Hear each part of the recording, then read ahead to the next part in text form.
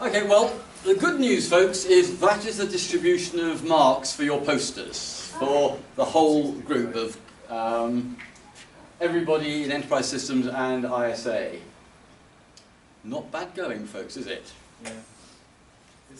There are 34 grades there, and of those, 30 of them are in the 65 and above, which means they qualify as good grades, 2-1 and above.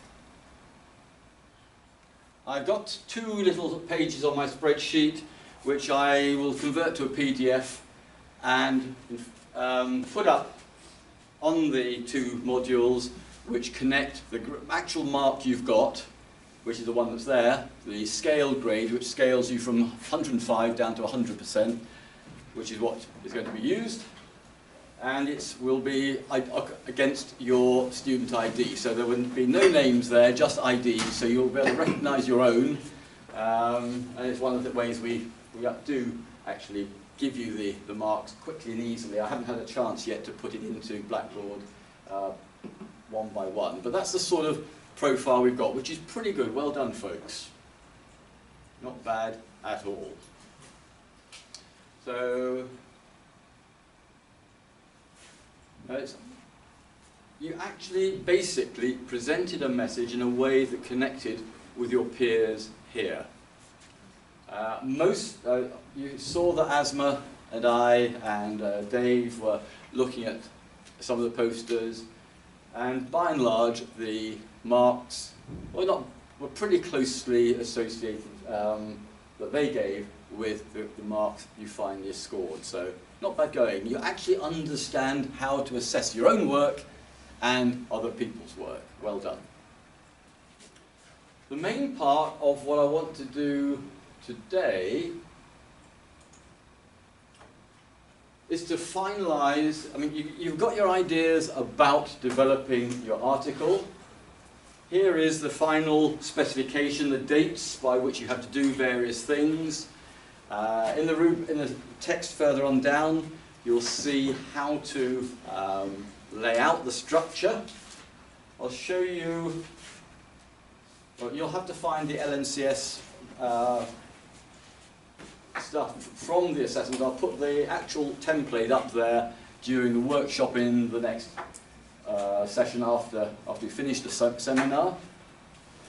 And next week I will explain how you actually use that template. You've got to be very, very careful how you use it in order to get the right layout that will suit the final publication objectives of consolidating all of your work that scores 70% or above into our e-book that we're going to publish.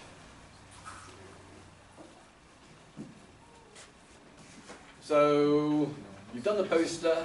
The final draft of your article will be Sunday the 15th of March, and in the day or two after that, then I will have the review session with each of you. I'll publish a timetable, and you'll come to my office and we will get all of your work marked, hopefully during those 2 days, Monday and Tuesday with a bit of luck.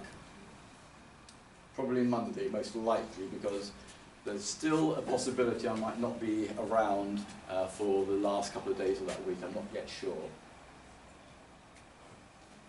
And then the final submission is after Easter, where you'll incorporate all of the things, the feedback I give you in that 15-minute session you'll have with me.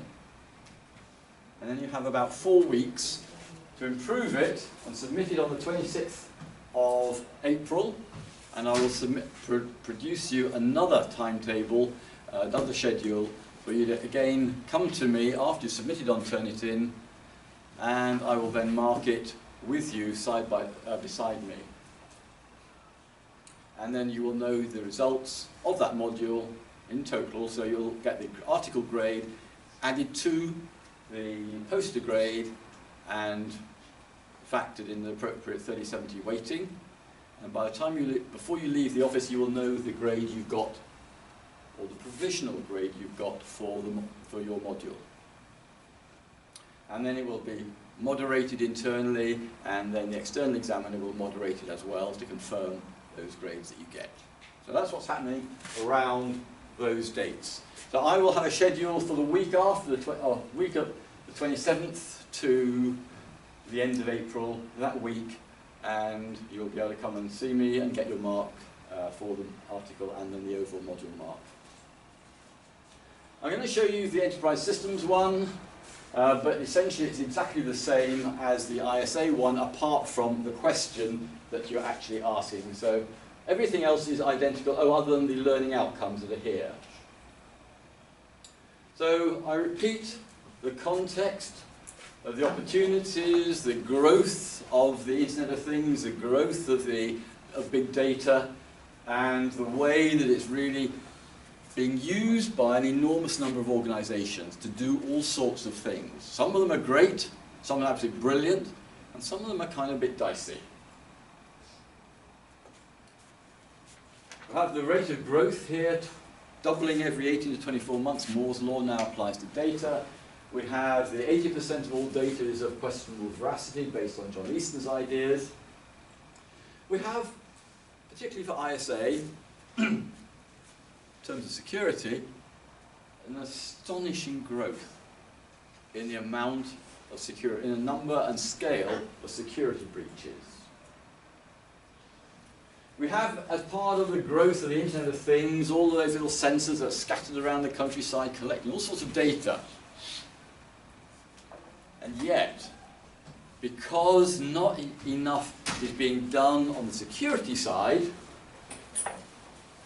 that film Die Hard 4 from about 7 years ago is coming closer and closer to feasibility.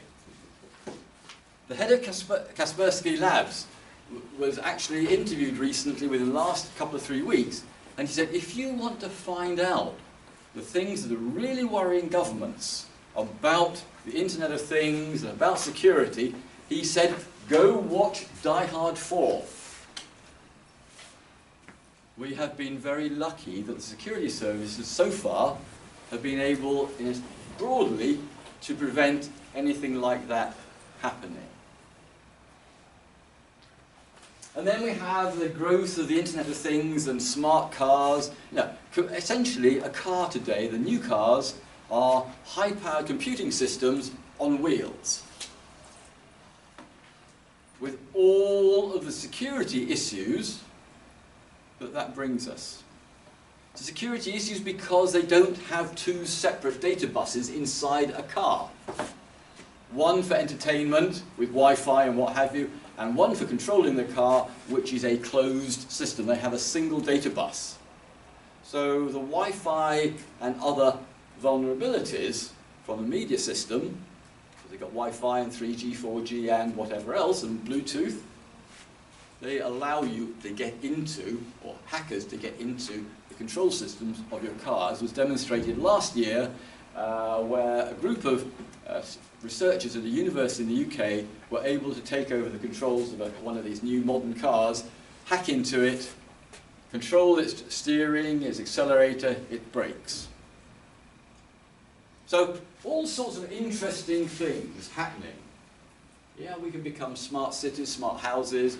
We can control our house heating and lighting systems from our iPads or our iPhones, our smartphones, our smart devices. And yet, so the benefits there makes life more convenient for us. We can monitor what's going on. If we've got little sort of webcams in our house for security, we can monitor those from wherever we are in the world. But people are finding that when they install their webcams, they forget to change the security settings that come out of the box.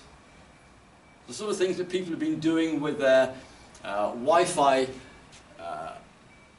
routers in their house, they forget to change the base security settings. Anyone can break into them very easily. So there are all sorts of wonderful opportunities and some amazing vulnerabilities. Marketeers are busy using your location services data to target you with really enticing offers. You are outside Starbucks in Derby. Do come and see us with this little voucher on your phone and show it to us and you'll get a 15% discount. Fantastic if you're within 100 yards of that Starbucks. Kind of irritating if it's for Starbucks in Derby and you happen to be outside a Starbucks in Sheffield, which is not running that same offer. Vulnerabilities that identified back, that would be the vulnerability to Starbucks of your irritation of them targeting you when you are 40, 50 miles away from where they think you are, or even only a quarter of a mile away. It's still irritating. So, a broad context of the Internet of Things about big data analytics, big data. So the question that was set, well, for enterprise systems, you've got the question of opportunity, challenge, benefits, operations. For information security insurance, you've got those questions about security, provenance, and so on. And all those security assurance type questions. The assignment spec for ISA that you will find at the top of the ISA assessments folder will have a copy of this targeted at you guys doing ISA, and the only difference is it changes that and the learning outcomes that you're trying to achieve. Otherwise, all the rest is exactly the same. We won't worry about the poster because you've done that. The overall objective. Now that you've done the poster, which shows something really interesting within your topic area,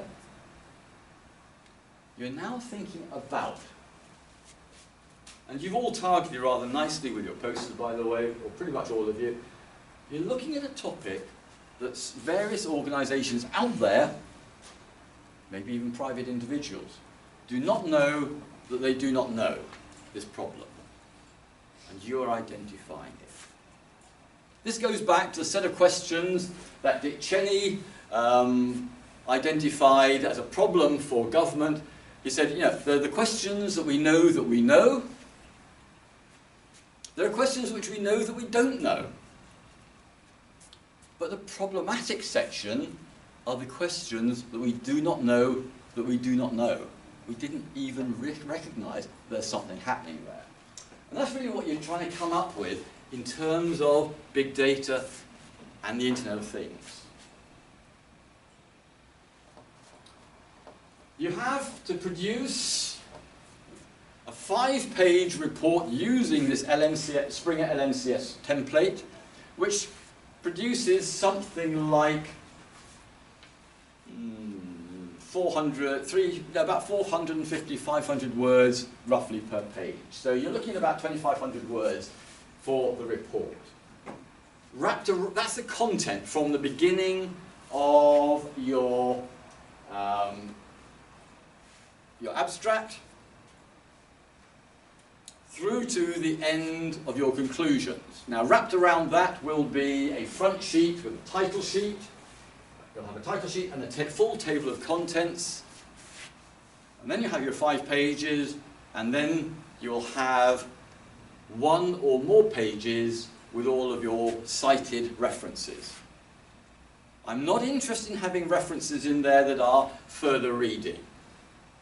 Or that, yeah, you've got some interesting ideas from, but you have not cited in the text. I just want cited sources in your bibliography, and of course, as always with Harvard, they ought to be in alphabetical order of the first surname of the lead author.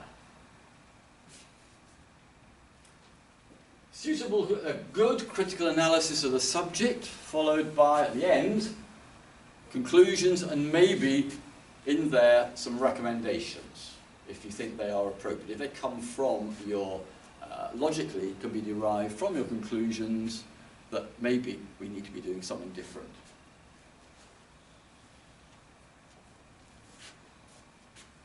Nope, not working.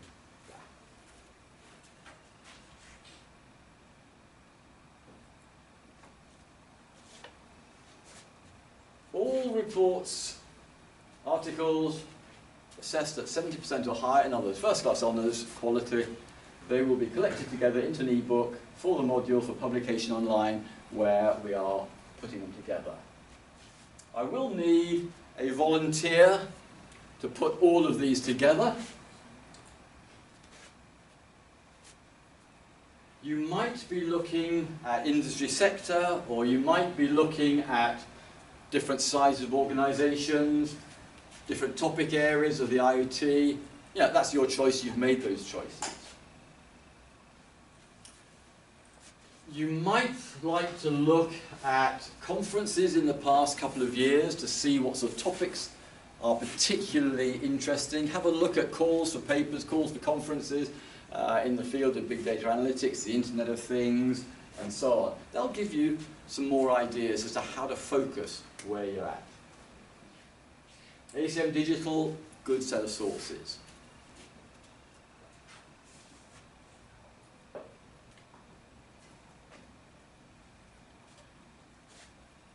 Submissions. Yeah, the final draft. Now, the final draft review is really, really important, because I will be using the rubric, the marking grid that's at the back end of this document.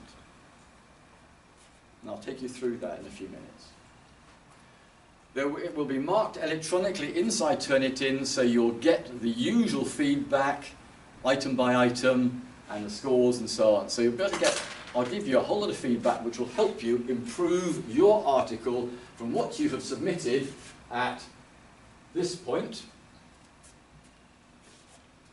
And you'll then, as I say, have 4 weeks roughly to improve it. Now, the data that I've already collected over using this process for the last year or so shows that the benefit of that formative review of your final draft, the draft that, the version you would probably normally have submitted, as a result of the review that I have with you of that final draft, is worth something like, on average, 10 to 15% improvement in the grade for your article. Because there's things that in the rush that you normally end up with, because you're working normally you're not working to that date, you're normally working to that date, and you finish that, you know, two hours before the due date at midnight on Sunday, whatever it is, and you go boom, and you find, actually you haven't adhered to the templates at all. And remember that the presentation is worth actually 20% of the overall grade. And so you get a lot of improvement there. It also happens that the academic content tends to improve as well during that 4-week review rework period. I don't have the details quite so much on that as the improvements there, but it can be anything from 15% or even more for some people who haven't really worked hard at that point.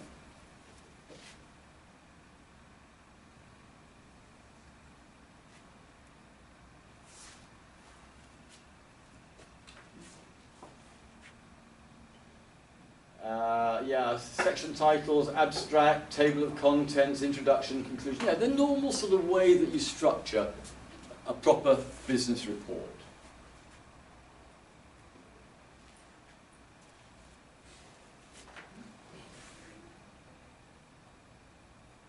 Single word document properly formatted.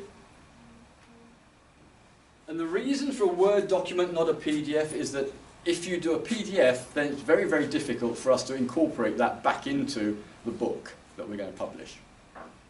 Unless you happen to let me know at some point by email that you do not wish to have your article published as part of the overall consolidated book, if you don't want it. But then remember, if you do get it published, then you have an entry in your CV for an article that has been published on the University of Derby academic sort of environment. So that's going to be kind of cool for you, because not many people do have publications to their name as an undergraduate. So it's kind of helpful to have that.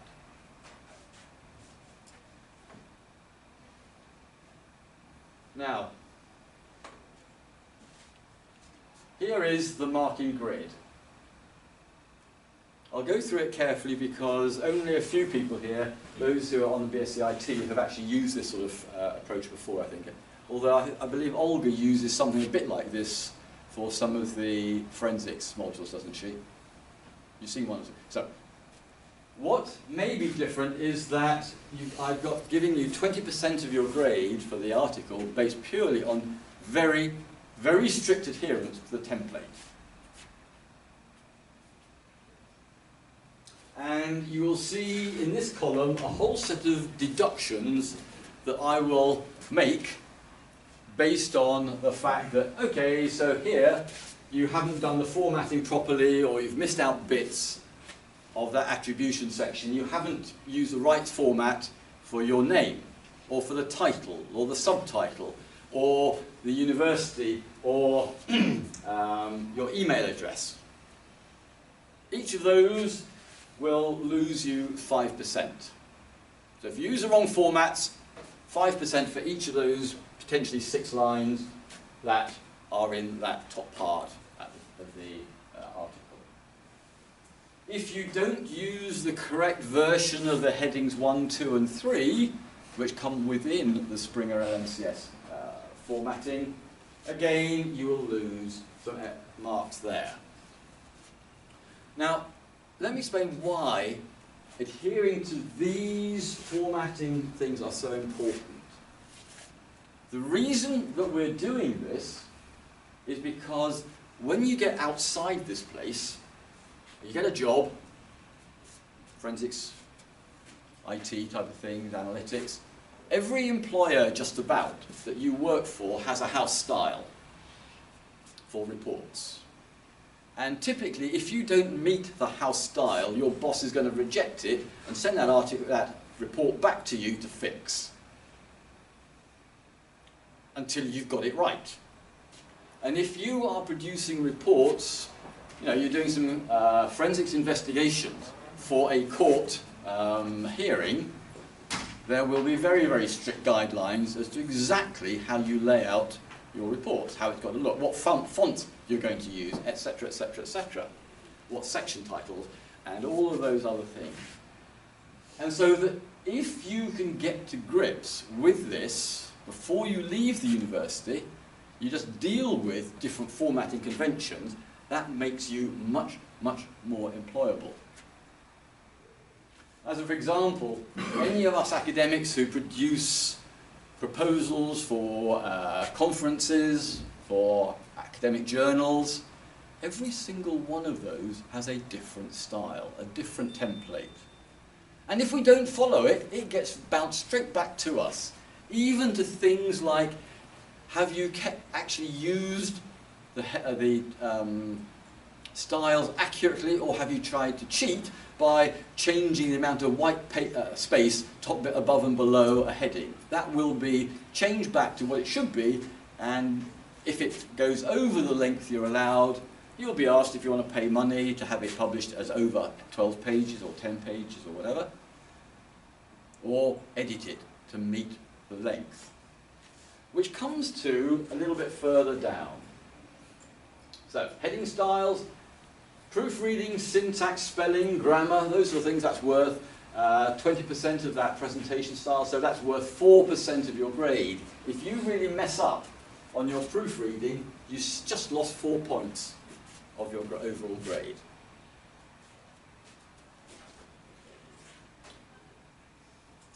Harvard Standard citations, correctly formatted citations, and used properly. Harvard style formatting of the references is important.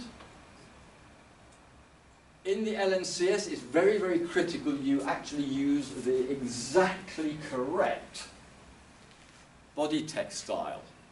It's not normal, it's a different style.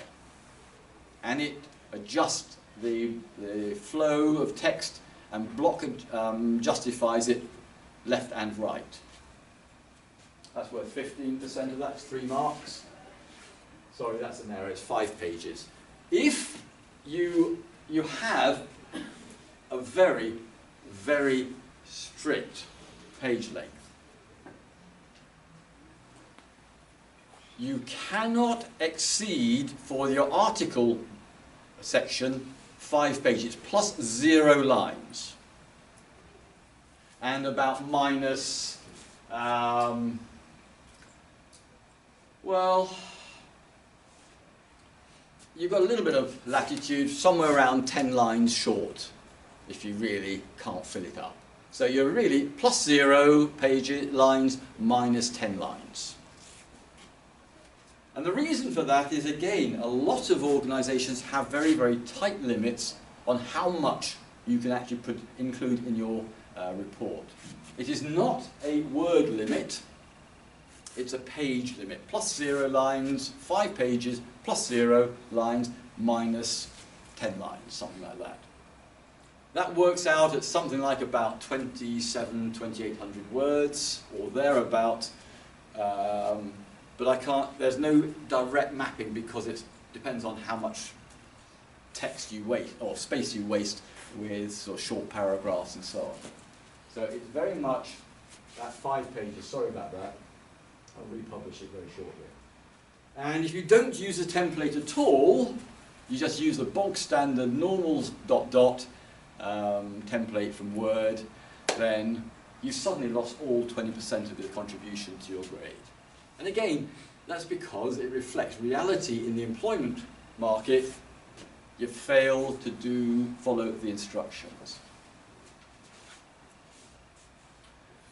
And just as a warning, this is much more important for first year students, first semester first year students, rather than you guys, because you got used to writing academic reports and you're used to putting citations and references. So I don't think any of you are going to be in danger of an FM, a fail, referral. But it's just there to remind you. Now, in terms of the main, you might say, academic part, the first part, formatting, is to do with employability, being great employees who can follow instructions and template. This is the academic side. 40% of your mark for the article comes from the analysis and the argument, and 40% in terms of the topic. So and what I want you to do, and this is why I'm going through this carefully now, is that this is here for you to do 2 things. The obvious one is, as you get towards completion, you can work out roughly what grade you're likely to get. And previous work I've done over the last 10 years roughly shows that by the time I've got people like you guys in the 3rd year, you pretty well understand how the marking and grading system works. So you can actually very accurately assess your own work. And there is an opportunity in these 3 blank boxes for you, particularly for your formative review, to actually put in the grade you think you're getting, or mark you can get for there and there and there, based on these criteria. This set here is very much a checklist. Have I done this? Yes. Have I done this? Oops. No, I haven't done that, and I've checked the formatting and it's not quite right, so I'll fix it. So ideally, when you come to me for your formative review, that's that review of your final draft, if you have used that effectively, you should be pretty certain you're going to get 20% there, and I should agree with that almost certainly, if you've done it right. If you haven't bothered to check with this, then that number could be almost, okay, it doesn't go negative, fortunately. The lowest you can score in the presentation section is 0, even if you get all the deductions there, and that could be minus 150%, but it's capped at minus 0, at 0.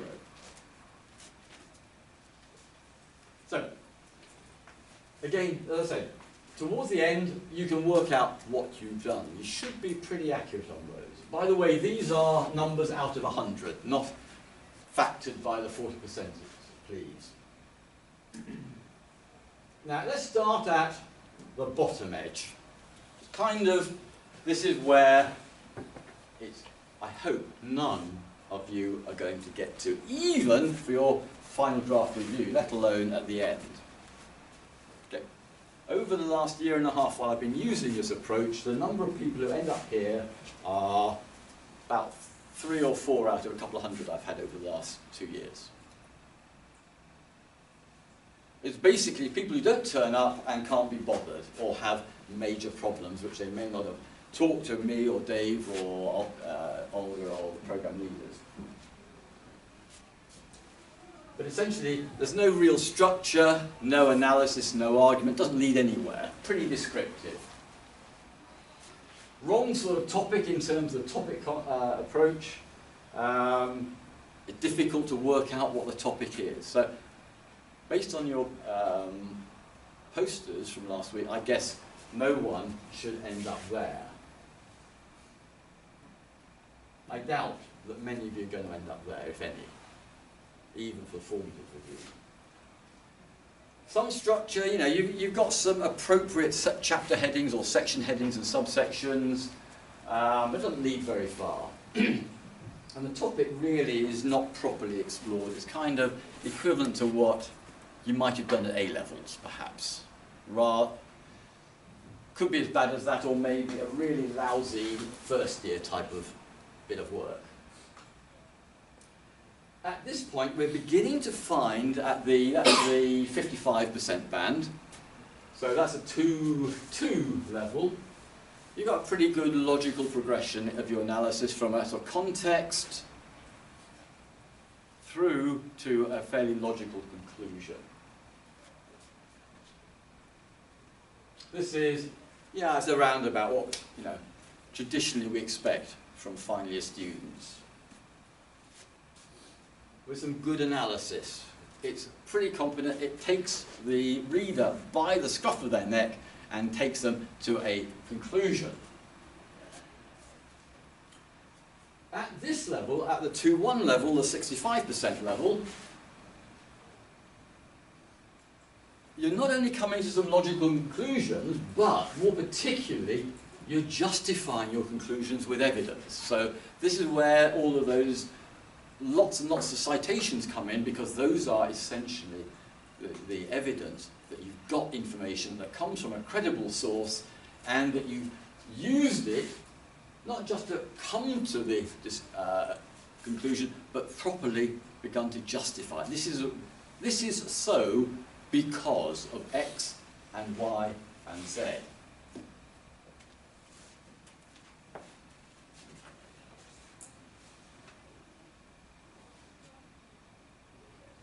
Now, if we look on this side, on the topic, we're looking at emerging topics. Now, these are topics for which there isn't a huge amount of research out there, certainly in the academic field, press, because that's 2-3 years out of date typically. It takes that long to get through the publishing process.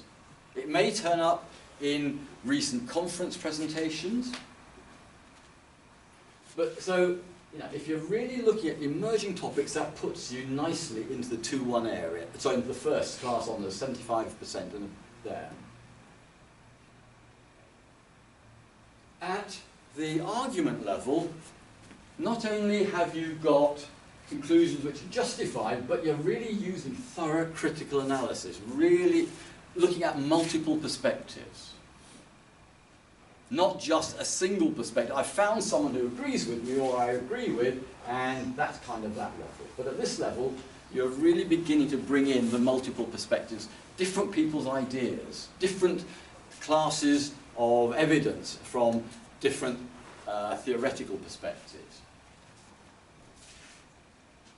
Now, the top 2 ones now start bringing in some even more interesting stuff. Stuff that shows that your work is really, really getting to the very top end of undergraduate expectations, or our expectations of undergraduates.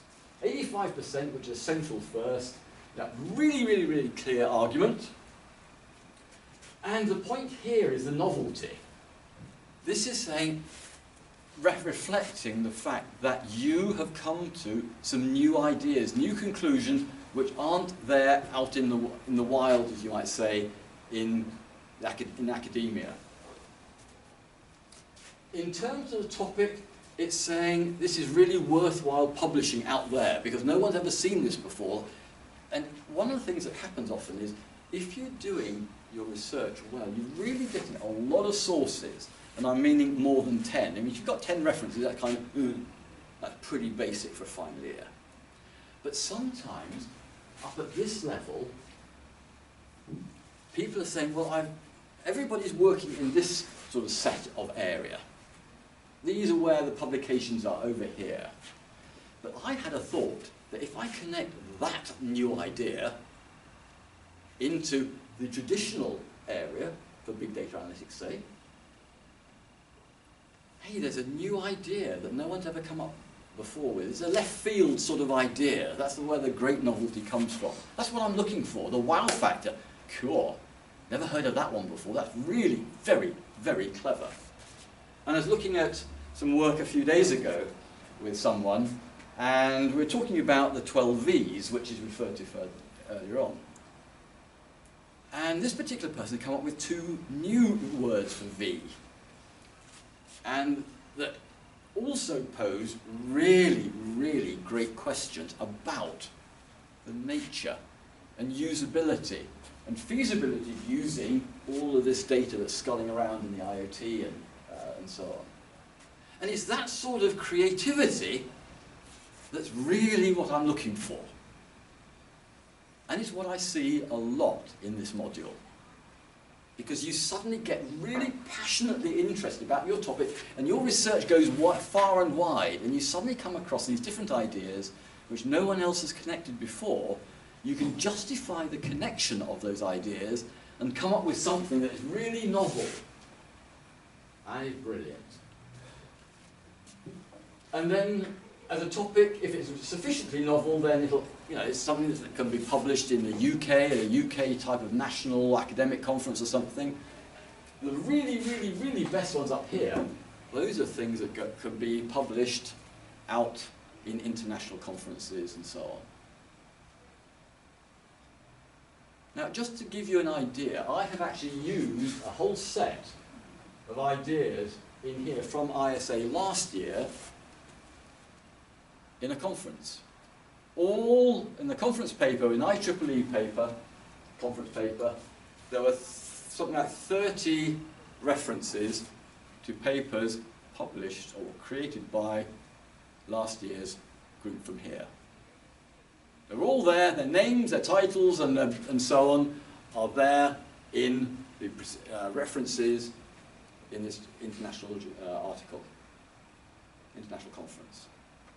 Because they were all in here. Most of the ones I included were those top 2. So there's about, as I say, about 20, 25, I forget the precise number, all ended up on these criteria being used as part of supporting my research, where I can publish and publicize the quality of the work that you guys are doing in terms of coming up with novel conclusions, very unusual topic areas which have never been published before, or only indirectly.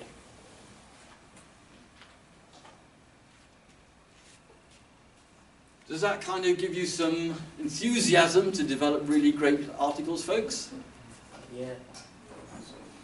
And the thing is, I've got confidence that you can do that, because I've seen it for the last 2 years on this module. Well, ISA and ES.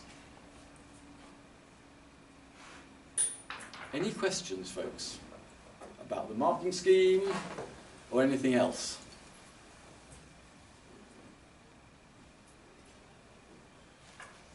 I'm not sure if I'm going to be, I'll see if I can. What's the time? Oh no, it's too late now. I'll do it next week. I will actually have here the LNCS template for you, and I will actually take you through it so you can see how to use it. Now, I would advise, by and large, that you start creating your article in an ordinary Word document. It's much easier to do it there. And then, when you've got a good way into it, you might like to start experimenting with copying it out of your article, in your normal sort of Word article, and pasting it into the template, but you do paste special text only, so it carries no formatting from your original source into the LNCS template, because then it works much, much more easily. You just have to highlight the bits you want to format and click the right place. And I'll show you how you click the right place next week. And then I'll also advise you exactly how you use it, in the sense that the template has to live in a very specific place in a folder, otherwise it kind of gets disconnected and it gets very, very complicated to actually continue editing and maintaining your formatting. And that gets a bit depressing at times. But I have to struggle with this. All of my colleagues have to struggle with these different templates, many of which don't work very well, because Microsoft, back in the early 2000s, decided to change the way that Office, or particularly Microsoft Word, worked. And rather than just the usual highlight a piece of text and click on the bold button and then the underline button and then change the font size by +2 from 10 to 12 to 15 or whatever, they started putting in styles, like header 1, 2, 3, 4, 5, and so on. And then, having done that, because they were being pressured by many large organisations in the UK, like the NHS and so on, and many other international big organisations, for better pricing, they also, as part of the offering of Microsoft Word, said, okay, we will help you with templates. So it does everything for you. But unfortunately, no one has ever been properly trained or educated on how to create good templates or how to make these templates work properly. And so you will find wherever you work, whatever field it is, the so-called templates are pretty ropey in all sorts of bizarre ways. And we basically just have to learn to deal with it. And I remember a year and a half ago, the first time we started, or 2 years ago, we started using these templates, not the LNCS one, but a previous one, an IEEE version. It was causing a lot of trouble, a lot of problems, and there's one guy who came to me and said, Richard, I was chatting to my brother yesterday, and his brother was about 2 or 3 years older, and I was complaining about using this IEEE template, which is very difficult to use. And his brother said to him, with an experience of 3 years in business, using templates and so on, he said, bro, just deal with it. You're going to have to use templates in the future. You have to meet the various standards that you're given. Just deal with it. Learn how to do it here, and then in the future it will be so much easier for you. And yeah, I'm probably dealing with 3 or 4 different templates at the moment for different conferences and so on. Different book publishers have different templates. So one that Dave Voorhis and I wrote a chapter for a book that Richard Hill is a co-editor of, which has just come out. That's got one template. Another one I finished a few days ago for a different book through a different publisher, totally different template. And it works in a very bizarre fashion. Different conferences are going to have different templates. Different conferences not only have different Word templates, but they have different PowerPoint templates. And I went to one with SAS a year and a half ago. And the template that they sent out to put your presentation on didn't work in Office 2010. I could only get it to work in Office 2001-ish, or thereabouts.